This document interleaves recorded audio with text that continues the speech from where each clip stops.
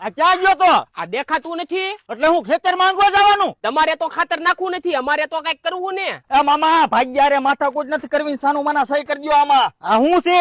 આ જમીનનો દસ્તાવેજ છે મારા મમ્મીના ભાગનો. ઉભો રે ભાણા, બોલ પેન લેતો આવું.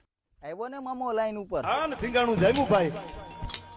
ભડંગ કે ભાટી કે બોલે જાડંગ કે જાટી કે બોલે સદમાં કટાકા પિયા. બોલ ભાણા, ક્યાં સહી કરવાની છે?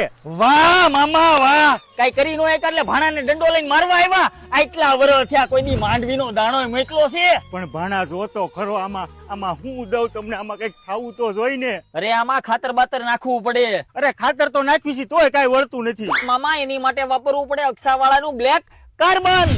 છોડને મજબૂત બનાવે અને લુરખાને લુરખા આવે. આ શેઠું બકાલામ નાખતો આવું છું. બકાલામાં હાલ છે, માંડવીમાં હાલ છે, નાખતો હોય જા.